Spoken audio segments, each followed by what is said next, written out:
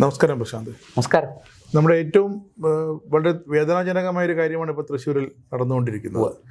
2-3 ദിവസമായിട്ട് നമ്മുടെ വിശ്വാസികളുടെയൊക്കെ മനസ്സിൽ ഏറെ ആഘാതമേൽപ്പിച്ച സംഭവമായിരുന്നു പൂരത്തിനിടയിലുണ്ടായ ആ ഒരു തിരുവമ്പാടി ദേവസ്വത്തിൻ്റെ ഭാഗത്തു നിന്നുണ്ടായ അവിടെ നിന്നുണ്ടായ ഒരു സ്ഫോടനം. അതിൽ നമുക്ക് വിലമതിക്കാനാകാത്തൊരു നഷ്ടം, നികത്താൻ 14 ജീവനുകൾ പൊലിഞ്ഞുകൊണ്ടിരിക്കുന്നത്. 14 പേർ ഗുരുതരമായ പരിക്കേറ്റ് ചികിത്സയിലാണ്. ഇതിൻ്റെ 3 പേർ വെന്റിലേറ്ററിലാണ്. അവർക്ക് ഡയാലിസിസിനുള്ള നടപടികൾ ആരംഭിച്ചു. വളരെ വളരെ ഗുരുതരാവസ്ഥയിലാണ്, 70% പൊള്ളലാണ്. അപ്പോൾ ഇതിൻ്റെ മറവിലും ഒരു ക്ഷേത്ര വിരുദ്ധത, വിശ്വാസ വിരുദ്ധത, അതിനുവേണ്ടി ചില കേന്ദ്രങ്ങൾ ഇപ്പോഴും പ്രവർത്തിക്കുന്നുണ്ട്. കരിയരുതെന്ന് ഗുരുദേവൻ പറഞ്ഞിട്ടുണ്ട് എന്നും പറഞ്ഞ് ഞാനൊരു സോഷ്യൽ മീഡിയയിൽ വായിക്കുകയുണ്ടായി. അതിൻ്റെ അർത്ഥം ഈ കരിമരുന്ന് പ്രയോഗങ്ങൾ പാടില്ല, അല്ലെങ്കിൽ ഇത്തരം ആഘോഷങ്ങൾ, ആചാരങ്ങൾ ഒന്നും പാടില്ല എന്നാണ് പറയുന്നത്. അങ്ങനെയാണെങ്കിൽ ക്ഷേത്രങ്ങളിൽ ഉത്സവം നടത്തുമ്പോൾ ഇനിയിപ്പോൾ ചെണ്ടമേളം പാടില്ല, വാദ്യഘോഷം പാടില്ല, ശബ്ദമുണ്ടാക്കുന്നൊന്നും പാടില്ല, ശബ്ദ മലിനീകരണം ഉണ്ടാക്കും, ഇതേപോലത്തുള്ള കരിമരുന്ന് പ്രയോഗങ്ങൾ പാടില്ല, അത് വായു മലിനീകരണം ഉണ്ടാക്കും, പിന്നെ ആൾക്കാർ വരാൻ പാടില്ല എന്നുകൂടി പറഞ്ഞാൽ എളുപ്പമായി. കാരണം അവിടെ ആൾക്കാരുടെ തിക്കും തിരക്കും ഉണ്ടാകും. അപ്പോൾ എല്ലാം വളരെ വിജനമായി അങ്ങ് ചരിത്രത്തിലേക്ക് അങ്ങ് എഴുതി മാറ്റുക എന്നുള്ള ചിലരുടെ വ്യക്തമായ അജണ്ട. ഇതേ അജണ്ട തന്നെയാണ് വിഷുക്കണി ദിനത്തിൽ നാം കണ്ടത്. കണിയുടെ വികലമായ കുഴിമന്തി വികലമായ ആ ഒരു പോസ്റ്റർ പ്രദർശനം, തൊട്ട് പിന്നാലെ ഗാനമേള ടീമിന്റെ ഹരിഗോവിന്ദം ഗാനമേള ടീമിന്റെ വിഷയം, അങ്ങനെ ഓരോന്നോരോന്നായിട്ട് രാജേഷ് ജി പറഞ്ഞത് ഒരുപാട് വിഷയങ്ങൾ ഇതെല്ലാം കണക്റ്റഡ് ആണ്. ഇതെല്ലാം ഒന്നിനെ നമുക്ക് തീർച്ചയായിട്ടും ഞാൻ ഓരോന്നായിട്ട് എടുത്ത് പറയാം. ഇതൊന്നും ഒറ്റപ്പെട്ട സംഭവം ആരും പറയും. അല്ലല്ല, ഇതൊന്നും ഒറ്റപ്പെട്ട സംഭവമൊന്നുമല്ല. ഇതൊക്കെ വർഷങ്ങളായിട്ട് ഇവിടെ കേരളത്തിൽ ഒളിഞ്ഞും തെളിഞ്ഞും നടന്നു വരുന്ന കാര്യങ്ങളാണ്. ഉദാഹരണത്തിന് ഇപ്പോൾ ഗുരുദേവനിൽ തന്നെ തുടങ്ങാം. നമുക്കറിയാം, ശ്രീനാരായണ ഗുരുദേവനെ ഒഴിച്ചു നിർത്തിക്കൊണ്ട് കേരള നവോത്ഥാനം, കേരള ചരിത്രം ഒന്നും നമുക്ക് പറയാൻ കഴിയില്ല, സാധ്യമല്ല. അത്രയേറെ കേരളത്തിൻ്റെ ഈ ആധുനിക കേരളത്തിന് സംഭാവന നൽകിയ, ആധുനിക കേരളത്തെ പടുത്തുയർത്തിയ ഒരു ഋഷിവര്യനാണ് ശ്രീനാരായണ ഗുരുദേവൻ. ഒരു സംശയമില്ല കാര്യത്തിൽ. ആ ഗുരുദേവൻ പറഞ്ഞു, കരി അരുത്. കരി എന്ന് വെച്ചാൽ ആന, അതുപോലെ കരിമരുന്ന്, വെടിക്കെട്ടും ഈ ആനയും ഒഴിവാക്കണം. ശരിയാണ്, ഞാൻ ഗുരുദേവനോട് നമുക്ക് യോജിക്കാം. പക്ഷെ അതേ ഗുരുദേവൻ പറഞ്ഞു മദ്യവും മാംസവും ഉപേക്ഷിക്കണം. എന്താ അതിനെക്കുറിച്ചൊന്നും പറയാത്തത്? അതേ ഗുരുദേവൻ ഒരുപാട് കാര്യങ്ങൾ പറഞ്ഞു. ജാതി ചോദിക്കരുത്, പറയരുത്, മദ്യം ഉണ്ടാക്കരുത്, അത് വിളമ്പരുത്, അത് വിൽക്കരുത്. എൻ്റെ കേരളീയ സമൂഹം അതിനെക്കുറിച്ചൊന്നും പറയാനില്ലേ? ഈ കരിയരുത് എന്ന് പറഞ്ഞ് വാദിക്കുന്നവർ, ഗുരുദേവൻ പറഞ്ഞതാണ്, അത് സ്വീകാര്യമാണ്, ഒരു സംശയവുമില്ല. പക്ഷേ ഗുരുദേവൻ പറഞ്ഞ എല്ലാം സ്വീകരിക്കണ്ടേ? അല്ല, കള്ള് ചെത്തരുത്, അത് വിൽക്കരുത്, അത് കുടിക്കരുത്. കേരളം കേട്ടില്ല. കേരളം അത് അനുസരിച്ചോ? നമ്മൾ ചാരായം ഉണ്ടാക്കി. അല്ല, കള്ള് ചെത്തി, കള്ള് വിറ്റു, കള്ള് കുടിച്ചു. അതും പോരാഞ്ഞിട്ടാണ് വാറ്റി ചാരായം ഉണ്ടാക്കുന്നത്. അപ്പോൾ ഇങ്ങനെ സെലക്റ്റീവായിട്ട് നോക്കൂ. ഇതിനകത്തൊരു ഒരു പാറ്റേൺ ഉണ്ട്, വളരെ കൃത്യമായൊരു പാറ്റേൺ ഉണ്ട്. ഞാനിപ്പം ഈ കഴിഞ്ഞ ദിവസം ഒരു ചാനലിൽ സംസാരിച്ച ഒരു പ്രമുഖനായ അഭിഭാഷകൻ പറയുന്നത് കേട്ടു, രാത്രി 10 മണിക്ക് ശേഷം വെടിക്കെട്ട് അനുമതി കൊടുക്കുന്നത് നിയമവിരുദ്ധമാണ്, ഭരണഘടനയിൽ പറഞ്ഞിട്ടില്ല. എല്ലാ കാര്യങ്ങളും ഭരണഘടനയിൽ അങ്ങനെ പറയാൻ പറ്റൂ? ഭരണഘടന അനുസരിച്ച് ഇതിനൊക്കെ വകുപ്പും ചട്ടങ്ങളും ഉണ്ടാക്കിയിട്ടുണ്ട്. ഇത്ര ഡെസിബലിന് മുകളിലുള്ള ശബ്ദം ഉണ്ടാകരുത്. ശരിയാണ്. ഈ തൃശ്ശൂർ പൂരം എന്ന് പറയുന്നത് സമാപിക്കുന്നത് വെടിക്കെട്ടും പിന്നെ പകൽപൂരവും, അങ്ങനെ പല കാര്യങ്ങളുണ്ട്. അതിൽ ഈ വെടിക്കെട്ടെന്ന് പറയുന്നത് അന്ന് ഒരു ദിവസം നടക്കുന്നതാണ്. അതിനു മുമ്പ് ഒരു സാമ്പിൾ വെടിക്കെട്ടുണ്ട്.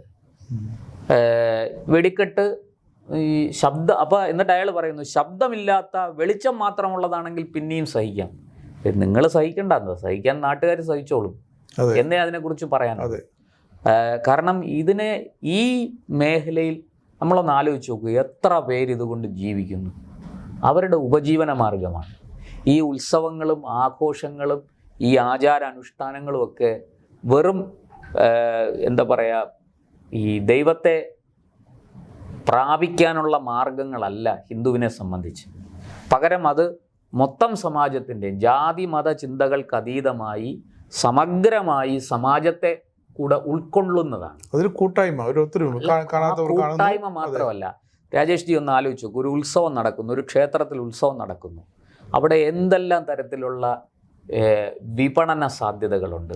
പൂവ്, എണ്ണ, തിരി, അല്ലേ, പൂജാദ്രവ്യങ്ങൾ, ഇതെല്ലാം അവിടെ വിൽക്കാൻ എവിടെന്നെങ്കിലും ഒക്കെ ഉണ്ടാക്കിക്കൊണ്ട് വരുന്നതാണ്. ഇപ്പോൾ കാർഷിക മേളകളുണ്ട്. അല്ല, ഞാൻ അതിലേക്ക് വരുന്നു. അപ്പോൾ ഞാനിത് പറയുന്നത് ഒരു ചെറിയ ക്ഷേത്രമാകട്ടെ, അതിൻ്റെ മുമ്പിൽ ഒരു കടയെങ്കിലും കാണില്ലേ ഇതെല്ലാം? തീർച്ചയായിട്ടും അയാൾക്കൊരു ഉപജീവനമല്ലേ? അയാളുടെ ആ ഉപജീവനം, ആ കടയിൽ നിന്ന് കിട്ടുന്ന വരുമാനം കൊണ്ടൊരു കുടുംബം പുലരുകയല്ലേ, അല്ലേ? അപ്പോൾ അവിടെ വിശ്വാസികളായ ആൾക്കാർ വന്ന് ഞാൻ ചിലപ്പം നമ്മുടെ ശ്രീകണ്ഠേശ്വര അമ്പലത്തിൻ്റെ മുമ്പിൽ പോവും. അവിടെ ഒരു ചെറിയ കടയുണ്ട്. അവിടെ നിന്ന് ഞാൻ കുറേ പൊരി ഇങ്ങനെ വാങ്ങിക്കും. എനിക്ക് വലിയ ഇഷ്ടമാണ്.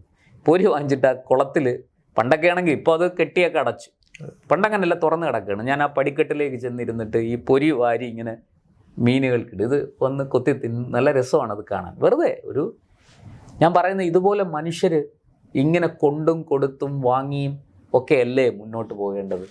അത് ജീവിതം അങ്ങനെ മുന്നോട്ട് പോകുമ്പോഴാണ് അതൊരു ആഘോഷമാകുന്നത്. ഒരു പോസിറ്റീവ് എനർജി, ഒരു പോസിറ്റീവ് എനർജി അതിനകത്തുണ്ടാവും. ഇപ്പോൾ തൃശ്ശൂർ പൂരം, നമ്മൾ നിസ്സാരം കുംഭമേളയ്ക്ക് എത്ര കോടി മനുഷ്യർ വന്നിട്ട് പോയി. അവിടെ വരുന്ന ഒരാൾ നിസ്സാരം 1 രൂപ വെച്ച് ചെലവാക്കിയാൽ പോലും എത്ര കോടി രൂപ അവിടെ വന്നിട്ടുണ്ടാവും. ഈ വരുന്ന ആൾ 1 കോടി രൂപയാണോ ചെലവാക്കി? അല്ല, 1 രൂപയാണോ അവിടെ ചെലവാക്കിയത്? 10 രൂപ മുതൽ 10,000 രൂപ ചെലവാക്കിയവരുണ്ട്, അല്ലേ? അതാ ആ UP എന്ന് പറയുന്ന സംസ്ഥാനത്തിന്, പ്രയാഗ്രാജ് എന്ന് പറയുന്ന ആ ജില്ലയ്ക്ക്, ആ കുംഭമേള നടന്ന പ്രദേശത്തിന്, അവിടുത്തെ താലൂക്കിന്, അവിടുത്തെ വില്ലേജിന് ഒക്കെ എന്തുമാത്രം പ്രയോജനം, ആ പ്രദേശവാസികൾക്ക് എന്തുമാത്രം ഗുണമുണ്ടായി. പോട്ടെ, കുംഭമേള വിടൂ. ഇവിടെ ഒരു മാഘമഹോത്സവം നടന്നു, മാമാങ്കം. 45 ലക്ഷം പേരാണ് അതിൽ പങ്കെടുത്തത്. എന്തോ വലിയ കുഴപ്പങ്ങളുണ്ടാകുമെന്നൊക്കെ പറഞ്ഞ് അതിനെ തകർക്കാൻ ആകുന്നത്ര ശ്രമിച്ചു ഇവിടുത്തെ മതേതര സർക്കാർ ഉൾപ്പെടെയുള്ളവർ. പക്ഷേ ഇവിടുത്തെ ഹിന്ദുക്കൾ അതൊന്നും മൈൻഡ് ചെയ്തില്ല. വളരെ ഭംഗിയായിട്ട് അത് നടന്നു. ആ നടന്ന സാധനം ഒന്ന് ആലോചിച്ച് നോക്കൂ. 45 ലക്ഷം പേര് അവിടെ വന്നിട്ട് പോയപ്പം ആ പ്രദേശത്ത് ഞാൻ മനസ്സിലാക്കുന്നത് അവിടെ ഹിന്ദുക്കളുടെ മാത്രം കുത്തകയായിരിക്കുന്ന ഒരു പ്രദേശമൊന്നുമല്ല. അവിടെ ധാരാളം മുസ്ലിങ്ങളുണ്ട്, പല സമുദായക്കാരുണ്ട്. അവരൊക്കെ അവരുടെ വീടിൻ്റെ വാതിലുകൾ, ഗേറ്റുകൾ മലർക്ക തുറന്നിട്ട് വന്ന ആൾക്കാർക്ക് കാറ് പാർക്ക് ചെയ്യാൻ, വാഹനങ്ങൾ പാർക്ക് ചെയ്യാൻ, ചിലർ കൂട്ടത്തോടെ ട്രാവലറൊക്കെ പിടിച്ചാണ് പോയത്, ചിലർ ബസ് പിടിച്ചാണ് പോയത്. കാരണം എത്രയോ നൂറ്റാണ്ടുകളായിട്ട് നടക്കാതിരുന്ന ഒരു ഉത്സവം ഈ അടുത്ത കാലത്ത് പുനരാരംഭിച്ച് ഇങ്ങനെ വന്നപ്പോൾ അത് കാണാനുള്ളൊരാഗ്രഹം, അതിൽ പങ്കെടുക്കാനുള്ളൊരാഗ്രഹം, നാടിനൊരു ഉണർവാണ്. ഈ വന്ന ആൾക്കാർക്ക് വെച്ച് വിളമ്പി ആ പ്രദേശത്തെ, അതൊരു ഗ്രാമപ്രദേശമാണ്, ആ ഗ്രാമപ്രദേശത്തെ മനുഷ്യരെല്ലാവരും അതിനോട് സഹകരിച്ചു. അവർക്ക് ജാതിയും മതമൊന്നും ഇല്ലായിരുന്നു. അതിൽ മുസ്ലിങ്ങളുണ്ട്, ഹിന്ദുക്കളുണ്ട്, ക്രിസ്ത്യാനികളുണ്ട്, ചെറിയൊരു വിഭാഗം ഇതിനെ എതിർത്ത് നിന്നവരും ഉണ്ടാകാം, നമുക്കറിയില്ല. പക്ഷെ അങ്ങനെ ഒന്നും റിപ്പോർട്ട് ചെയ്യപ്പെട്ടിട്ടില്ല. ആരെങ്കിലും ഇതിനെ എതിർത്ത് രംഗത്ത് വന്ന, നാട്ടുകാരെങ്കിലും ഇതിനെ എതിർത്ത് ഇതിവിടെ വേണ്ട എന്ന് പറഞ്ഞ് രംഗത്ത് വന്നതായിട്ട് ആരും അങ്ങനെ ഒരു വാർത്തയെ കൊടുത്തിട്ടുമില്ല, കണ്ടിട്ടുമില്ല. അപ്പോൾ അത് അവിടുത്തെ നാട്ടുകാർക്ക് എന്തുമാത്രം പ്രയോജനം ഉണ്ടായിക്കാണും സാമ്പത്തികമായിട്ട്. ഇങ്ങനെയൊക്കെയല്ലേ മനുഷ്യൻ്റെ വളർച്ച, ഇങ്ങനെയല്ലേ സമ്പത്ത്, ഇങ്ങനെയല്ലേ ക്രയവിക്രയം. അടുത്ത വർഷത്തേക്ക് കാത്തിരിക്കുകയാണ്. അടുത്ത ഇത്ര ഞാൻ അടുത്ത അതാണ് പറയാൻ വന്നത്.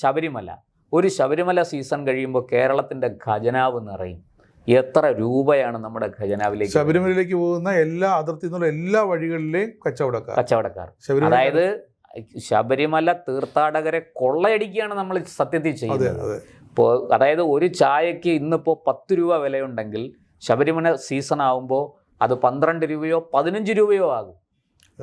നോക്കൂ, ഇങ്ങനെ നമ്മൾ KSRTC ബസ്സിൽ ഓർഡിനറി ടിക്കറ്റ് നിരക്കെന്ന് പറയുന്നത് സ്പെഷ്യൽ ടിക്കറ്റ് വെച്ച് കൊള്ളയടിക്കുകയാണ്. KSRTC എന്നുള്ള ആ സ്ഥാപനം നിലനിൽക്കുന്നത് തന്നെ ശബരിമല വർഷങ്ങളായിട്ട് ശബരിമല മുഖാന്തിരമാണ്. ശബരിമല ഇല്ലെങ്കിൽ KSRTC എന്നേ പൂട്ടിപ്പോയേനെ. അതുപോലെ ഈ ശബരിമലയെ തകർക്കാനും വലിയ ശ്രമങ്ങൾ നടന്നിട്ടുണ്ട്. പഴയ തീവയ്പും നിലയ്ക്കൽ സമരമൊക്കെ അറിയാലോ, നിലയ്ക്കലിൽ കുരിശ് കൊണ്ടുവച്ചത്. അതെല്ലാം കഴിഞ്ഞ് പിന്നീട് ഈ 2005 ശേഷമൊക്കെ ഞാൻ കാണുന്ന ഒരു പ്രത്യേകത, ഞാൻ 2005 തൊട്ടാണ് ഞാനത് ശ്രദ്ധിക്കുന്നത്.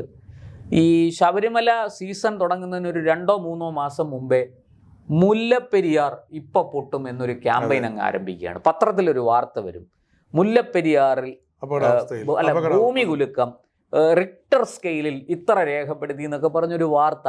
അത് ഇവിടുത്തെ പഴയ ചില പത്രങ്ങളിലാണ് ഇത് ആദ്യം വരുന്നത്. ഇങ്ങനെ ഒരു വാർത്ത വരുന്നു, ഉടനെ അതിൻ്റെ പുറകെ രാഷ്ട്രീയക്കാർ ചാടി ഇറങ്ങുന്നു, കോലാഹലമാകുന്നു, ബന്ദ് നടത്തുന്നു, മുല്ലപ്പെരിയാർ ഇപ്പം ഡീകമ്മീഷൻ ചെയ്യണം.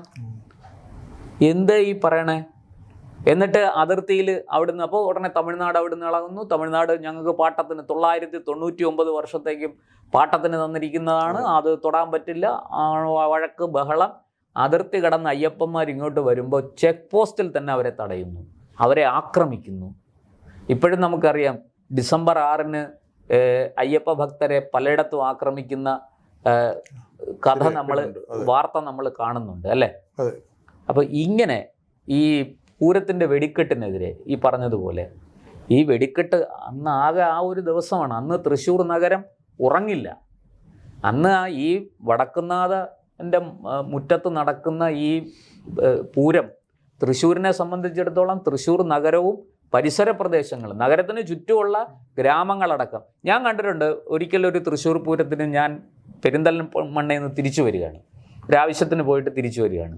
ആ പെരിന്തൽമണ്ണയിൽ നിന്ന് ഞാൻ തിരിച്ചു വരുമ്പം കാണുന്ന കാഴ്ച എന്ന് പറഞ്ഞാൽ പെരിന്തൽമണ്ണ തൊട്ട് ആൾക്കാരിങ്ങനെ ഈ തൃശ്ശൂരിലേക്ക് പോവുകയും തൃശ്ശൂരിൽ നിന്ന് തിരിച്ചു വരികയും ചെയ്തുകൊണ്ടിരിക്കുകയാണ്. അത് കോഴിക്കോടുള്ളവരുണ്ട്, കണ്ണൂരുള്ളവരുണ്ട്, ഈ മാർഗത്തിൽ. എന്തിന് ഞാൻ ഏതാണ്ട് ആ ബസ്സിലാണ് ഞാൻ വന്നത്. എറണാകുളം കഴിഞ്ഞ് ഏതാണ്ട് ഒരു ചേർത്തലയൊക്കെ ആകുന്നത് വരെ ഈ തിരക്ക് അനുഭവപ്പെടുന്നുണ്ട്. പോവുകയും വരികയും ചെയ്യുന്ന വാഹനങ്ങളുടെയൊക്കെ തിക്കും തിരക്കും നമുക്ക് അനുഭവപ്പെടുന്നുണ്ട്. അപ്പോൾ അങ്ങനെ ഒരു ഉത്സവം നടക്കുന്ന സ്ഥലത്ത് ഒരു ദിവസം രാത്രി ഒരു വെടിക്കെട്ട് നടക്കുന്നത് ഒരു വലിയ അപരാധമാണ്. ഇതെല്ലാം വളരെ കൃത്യമായിട്ട് ഹിന്ദു വിരുദ്ധത, പ്രത്യേകിച്ചും ക്ഷേത്ര ആചാരങ്ങളോ അനുഷ്ഠാനങ്ങളോ ആഘോഷങ്ങളും അട്ടിമറിക്കാൻ വേണ്ടി എവിടെയോ കേന്ദ്രീകൃതമായൊരു ഗൂഢാലോചന നടക്കുന്നതായിട്ടാണ് എനിക്ക് തോന്നിയിട്ടുള്ളത്. അതും സംസ്ഥാന ഭരണകൂടം അല്ലെങ്കിൽ ജില്ലാ ഭരണകൂടം തീരുമാനിക്കുന്നതിന് മുമ്പ് തന്നെ ഈ സംസ്ഥാന ഭരണകൂടത്തിൻ്റെയും ജില്ലാ ഭരണകൂടത്തിൻ്റെയൊക്കെ കാര്യങ്ങൾ നമുക്ക് വിടാം. അവർക്ക് നിയമം അനുസരിച്ച് ഇതെല്ലാം ചെയ്തു കൊടുക്കേണ്ടതാണ്. കാരണം ഇവിടെ എല്ലാവർക്കും വിശ്വാസ സ്വാതന്ത്ര്യമുണ്ട്, ആരാധനാ സ്വാതന്ത്ര്യമുണ്ട്, ആചാരാനുഷ്ഠാനങ്ങൾ അനുഷ്ഠിക്കാനുള്ള സ്വാതന്ത്ര്യമുണ്ട്, അതൊക്കെയുണ്ട്. അതൊന്നും ആർക്കും ചോദ്യം ചെയ്യാൻ കഴിയില്ല, മറ്റുള്ളവർക്ക് അത് ഉപദ്രവം ഉണ്ടാക്കാത്തിടത്തോളം കാലം. ഇവിടെ തന്നെ വെടിക്കെട്ട് അപകടത്തിന് കാരണം എന്താ? അതല്ലേ അന്വേഷിക്കേണ്ടത്. അതിനു പകരം ഇപ്പോഴത്തെ ചർച്ച എന്താണെന്നറിയാമോ? പൂരം നിരോധിക്കണം, പൂരം നിരോധിക്കണം എന്നുള്ളതാണ് ഇപ്പോഴത്തെ ചർച്ച. നോക്കൂ എവിടെ ചെന്ന് നിൽക്കുന്നു ഇത്. വെടിക്കെട്ട് അപകടം അവിടെ ഇപ്പോൾ ഞാനൊരു ചെറിയ കാര്യം പറയാം. ഈ അപകടം ഉണ്ടാകുന്നതിന് ഏതാനും ദിവസങ്ങൾ മുമ്പാണ് തമിഴ്നാട്ടിൽ ഒരു വെടിക്കെട്ട് അപകടം ഉണ്ടായത്. 23 പേരാണ് മരിച്ചത്. അവിടെ അതൊരു വലിയ വ്യവസായമാണ്. 23 പേര് മരിച്ചു എന്ന് പറഞ്ഞാൽ അവരാ വ്യവസായം നിർത്തിവെച്ചിട്ടില്ല, അവരത് നിരോധിച്ചിട്ടില്ല. അപ്പോൾ നമ്മൾ ആലോചിക്കേണ്ടത് എങ്ങനെ ഇതിലെ അപകട സാധ്യതകൾ എത്രത്തോളം കുറച്ചു കൊണ്ടുവരാം, എത്രത്തോളം നമുക്ക് ഇതിൻ്റെ ദുരന്തത്തിൻ്റെ ആഘാതം ഇല്ലാതാക്കാം. അതാണ് നമ്മൾ ചിന്തിക്കേണ്ടത്, അതാണ് പ്രായോഗികം. ഇപ്പോൾ പിന്നെ ഇരുമ്പ് അടിച്ച് ഉരുക്കി ഉരച്ച് മൂർച്ചയാക്കി എടുത്ത് അത് നമുക്ക് വാളായിട്ടും കറിക്കരിയാനുള്ള കത്തിയായിട്ടും ഒക്കെ ഉപയോഗിക്കാം. അതെടുത്ത് ഒരാളെ കുത്തി കൊല്ലുകയും ചെയ്യാം. ആരെങ്കിലും ഈ കത്തി കൊണ്ട് മറ്റൊരാളെ കുത്തിക്കൊന്നു, അതുകൊണ്ട് കത്തിയെ ആരെങ്കിലും ഇന്നു മുതൽ കത്തിക്ക് ബാൻ, കത്തി ഇനി ഉപയോഗിക്കണ്ട എന്ന് തീരുമാനിക്കുന്നു. അപ്പോൾ ആ കേവല യുക്തി തന്നെ ഇവിടെയും നമുക്ക് മാതൃകയാക്കണം. ഈ പറയുന്നത് പോലെ പൂരത്തിൻ്റെ ഈ ആഘോഷ അനുഷ്ഠാന ഭാഗങ്ങളിലൊക്കെ എവിടെയൊക്കെ അപകടങ്ങൾ ഉണ്ടാകാൻ സാധ്യതയുണ്ടോ അതിനെല്ലാം നമുക്ക് കുറച്ചു കൊണ്ടുവരാം. ഈ മുമ്പൊക്കെ ഇത്തരം ഒരു ക്ഷേത്രത്തിലൊരു ആചാര ലംഘനം നടക്കുമ്പോഴും അല്ലെങ്കിൽ അവിടെ ഒരു സംഘർഷ സാധ്യത ഉണ്ടാകുമ്പോഴൊക്കെ BJP എന്ന രാഷ്ട്രീയ കക്ഷിയാണ് തുടക്കത്തിൽ ഇറങ്ങി അതിനെതിരെ പ്രതികരിക്കുന്നതും ശരിക്കും അത് മറ്റ് രാഷ്ട്രീയ കക്ഷികളുടെ കൂടി ആവശ്യമല്ലേ? തീർച്ചയായിട്ടും അവരില്ലേ അല്ല ഇപ്പൊ അതുകൊണ്ട് ഈ പൂരം വേണ്ട എന്നുള്ളൊരു ചർച്ച വന്നപ്പോൾ തന്നെ ഞാൻ മനസ്സിലാക്കുന്ന തൃശ്ശൂരിലെ ഇടതുപക്ഷവും വലതുപക്ഷവും BJP എല്ലാം ഒരുമിച്ചിരുന്ന് ചർച്ച ചെയ്ത് പൂരത്തിലൊന്നും ആരും തൊട്ട് കളിക്കണ്ട എന്നൊരു പൂരത്തിൽ തൊട്ട് കളിക്കണ്ട എന്നൊരു നിർദ്ദേശം ആദ്യമേ വന്നു രാഷ്ട്രീയ പാർട്ടികളുടെ ഭാഗത്തു നിന്നൊക്കെ. അതൊരു പോസിറ്റീവായ നീക്കമാണ്, നല്ല കാര്യമാണ്. ഇത്തരത്തിൽ കുളം കലക്കി മീൻ പിടിക്കാൻ ശ്രമിക്കുന്ന ഒരു ഗൂഢസംഘം കേരളത്തിലുണ്ട്, ഇന്ത്യയിലുണ്ട്. അവർക്കൊക്കെ ആഗോള അജണ്ടകളുണ്ട്. ഈ ആഗോള അജണ്ടകളുടെ ഭാഗമായിട്ടാണ് ഇവരിതൊക്കെ ചെയ്യുന്നത്. ഒരു സംശയവും വേണ്ട. അതിന് അതേ നാണയത്തിൽ തന്നെ മറുപടി കൊടുക്കുക. അല്ലാതെ പൂരത്തിലും ശബരിമല തീർത്ഥാടനത്തിലും പിന്നെ പള്ളിപ്പെരുന്നാളിലും ഒന്നും ആരും തൊട്ട് കളിക്കണ്ട.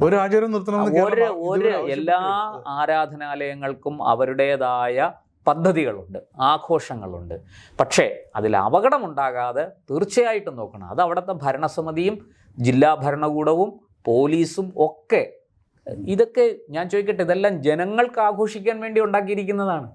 അല്ലാതെ നിങ്ങൾ രാവിലെ എണീറ്റ് കണ്ണും തിരുമ്മി വന്നു, കുളിച്ചു, ആഹാരം കഴിച്ചു, ജോലിക്ക് പോയി, പിന്നെ ജോലി കഴിഞ്ഞു, വൈകിട്ട് തിരിച്ചു വന്നു, കുറേ നേരം TV കണ്ടു, കിടന്നുറങ്ങി. അതല്ല ജീവിതം. മനുഷ്യനൊരു സമൂഹ ജീവിയാണ്. അവന് ഈ ആഘോഷങ്ങളും ആചാരങ്ങളും അനുഷ്ഠാനങ്ങളും ഈ പദ്ധതികളെല്ലാം അവനെ വേണം. അതെല്ലാം അവൻ്റെ മനസ്സിന് ഉണർവേകുന്നതാണ്. അവനെ അനുനിമിഷം നവീകരിച്ചുകൊണ്ടിരിക്കുന്നതാണ്, ആണിനെയും പെണ്ണിനെയും ഒക്കെ. അപ്പോൾ ആ ഒരു സംഗതികളെ അല്ലെങ്കിൽ ആ പദ്ധതികളെ അതിനെ ഒന്നും നമ്മൾ കയറി ചുരണ്ടാൻ പോണ്ട. അത് അതിൻ്റെ വഴിക്ക് നടന്നോട്ടെ. അതിനെ ചുരണ്ടി അതിൽ നിന്ന് കുളം കലക്കി മീൻ പിടിക്കാൻ ആർക്കെങ്കിലും ഉദ്ദേശം ഉണ്ടെങ്കിൽ നിങ്ങളുടെ ഉദ്ദേശം ഒരു കാരണവശാലും വിജയിക്കില്ല. അതൊക്കെ ആചാരങ്ങൾ മാത്രമാണ്, അത് അതിന്റെ വഴിക്ക് നടക്കും. അല്ല, ആഘോഷങ്ങളെല്ലാം ആഘോഷിക്കപ്പെടേണ്ടത് തന്നെ. പക്ഷേ അതിൽ മുൻകരുതലുകൾ വേണം. അതിന് കൃത്യമായി സുരക്ഷാ മാനദണ്ഡങ്ങൾ പാലിച്ചിരിക്കണം. അവിടെ എന്തെങ്കിലും അട്ടിമറി നടന്നാൽ, അവിടെ നിങ്ങൾ അലസത കാണിച്ചാൽ തീർച്ചയായിട്ടും മറുപടി പറയിക്കണം. അതിലതൊന്നും ഒരു സംശയവും വേണ്ട. ആരുടെയെങ്കിലും അലസത കൊണ്ട്, ശ്രദ്ധക്കുറവ് കൊണ്ട്, അല്ലെങ്കിൽ അവരുടെ ഈ പറഞ്ഞതുപോലെ നോട്ടപ്പശക് കൊണ്ട്, അല്ലെങ്കിൽ ഒരു അട്ടിമറി കൊണ്ട് അവിടെ അപകടം സംഭവിക്കുന്നു. തീർച്ചയായിട്ടും അത് ചോദ്യം ചെയ്യപ്പെടണം. അതിനെതിരെ നിയമ നടപടി സ്വീകരിക്കണം. അവരെ ആരാണോ അതിന് ഉത്തരവാദി അവരെ കൊണ്ട് സമാധാനം പറയിപ്പിക്കണം നിയമത്തിൻ്റെ മാർഗത്തിൽ. അത് ചെയ്യുന്നതിന് പകരം പൂരം കലക്കാൻ നിൽക്കുക, പൂരം നിരോധിക്കാൻ നിൽക്കുക, ഇതൊന്നും ഈ നാട്ടിൽ നടപ്പുള്ളതല്ല. ഇത് നിയമവാഴ്ചയുള്ള നാടാണ്. ഇവിടെ ചോദിക്കാനും പറയാനും ഒക്കെ സംവിധാനങ്ങളുണ്ട്, ആളുണ്ട്. അതവർ ചോദിച്ചോളും. പൂരവും വെടിക്കെട്ടും ആനകളെയും ഒന്നും അങ്ങനെ അങ്ങോട്ട് നിങ്ങൾ ഉദ്ദേശിക്കുന്നത് പോലെ അട്ടിമറിച്ചു. ഇപ്പോൾ ഇവിടെ ഞാൻ ഏറ്റവും ഒടുവിൽ കേട്ടതെന്ന് പറഞ്ഞൊരു ക്രിസ്ത്യൻ സഭയുടെ മതമേലധ്യക്ഷൻ, പരമാധികാരിയായിട്ടുള്ള ആൾ ഈ പൂരം തന്നെ നിരോധിക്കണം എന്നൊരു അഭിപ്രായം ത്തിലേക്ക് കൊണ്ടുവരികയാണ്. അയാൾക്ക് നഷ്ടമൊന്നുമില്ല. അവരോട് പറയാനുള്ളത് അല്ല, ഇതേ ആള് മറ്റൊരു സഭയുമായിട്ട് പള്ളിത്തർക്കത്തിലാണ്, കൊടിയ പള്ളിത്തർക്കത്തിലാണ്. അതായത് പള്ളി നിർമ്മിച്ചതാര്, ഈ പള്ളി ആര് ഭരിക്കണം, ഇതിൻ്റെ സ്വത്തുവകകളുടെ ഉടമസ്ഥനാരെന്നും പറഞ്ഞ് വലിയ അടി നടത്തിക്കൊണ്ടിരിക്കുകയാണ്. സുപ്രീം കോടതിയിൽ പോയി വിധി വന്നിട്ട് പോലും അത് നടപ്പാക്കാൻ പറ്റുന്നില്ല. ആദ്യം ആ തർക്കം നിങ്ങൾ പരിഹരിക്കും. അതേസമയം മറ്റൊരു മെത്രാപ്പൊലീത്ത പറഞ്ഞത് ക്രിസ്ത്യൻ ആഘോഷങ്ങൾ ഈ അപകടത്തിൻ്റെ അതിൽ കുറയ്ക്കണം, ആഘോഷങ്ങളുടെ അളവ് കുറയ്ക്കണം എന്നും മറ്റു മെത്രാപ്പൊലീത്ത പറഞ്ഞിട്ടുണ്ട്. ഈ ആഘോഷം അതാണ് മനുഷ്യ മനസ്സെന്ന് പറയുന്നത്. അല്ല, ആഘോഷങ്ങളുടെ അളവ് കുറയ്ക്കുന്നതല്ല, അങ്ങേയറ്റത്തെ സൂക്ഷ്മത വേണം. നിങ്ങൾക്ക് ഒരിക്കലും ഇപ്പോൾ ഇത്തരം കാര്യങ്ങളിൽ പങ്കെടുക്കുന്ന ചെറുപ്പക്കാർ അവരുടെ ചെയ്തികളെ തടയാൻ നമുക്ക് പറ്റുമോ? പറ്റില്ല. പക്ഷെ നമുക്ക് സാധിക്കും. എന്താണെന്നറിയാമോ? ഇതിനകത്തേക്ക് ലഹരിയുടെ കടന്നുവരവ്, അത് നിരോധിക്കാൻ നമുക്ക് പറ്റും. അതിനെ കൈകാര്യം ചെയ്യാൻ നമുക്ക് പറ്റും. അവിടെ ഉണ്ടാകുന്ന ലോ ആൻഡ് ഓർഡർ ഇഷ്യൂ, അത് കൈകാര്യം ചെയ്യാൻ നമുക്ക് പറ്റും. അതിന് പോലീസുണ്ട്, ഇവിടെ അതിന് സംവിധാനങ്ങളുണ്ട്. അപ്പോൾ അങ്ങനെയൊക്കെ ചെയ്യുന്നതിന് പകരം ഒരു ആഘോഷത്തെ ഇല്ലാതാക്കാൻ ശ്രമിച്ചാൽ അത് ഈ എന്താ പറയുക, ഇരിക്കുന്ന കൊമ്പ് മുറിക്കുന്നത് പോലെയാണ്. മുഴുവൻ സമൂഹത്തിനെ അത് ബാധിക്കും. സമൂഹത്തിൻ്റെ സമഗ്രമായ വളർച്ചയെ അത് ബാധിക്കും. ഒരു പരിഷ്കരിക്കപ്പെട്ട ഒരു നാഗരികത ഉള്ള ഒരു സമൂഹത്തിന് ഒരിക്കലും അതൊന്നും അല്ല വേണ്ടത്. മറിച്ച് അവിടെ വളരെ സൂക്ഷ്മതയോടുകൂടി വളരെ ശ്രദ്ധയോടുകൂടി സുരക്ഷാ മാനദണ്ഡങ്ങളെല്ലാം പാലിച്ചുകൊണ്ട് ഈ ആഘോഷങ്ങൾ നിലനിർത്തുകയാണ് വേണ്ടത്, മുന്നോട്ട് പോവുകയാണ് വേണ്ടത്. അല്ലാതെ ആഘോഷങ്ങളെ, പൂരത്തെ ഒന്നും കലക്കാനോ നിരോധിക്കാനോ ഒന്നും പോവുകയല്ല വേണ്ടത്.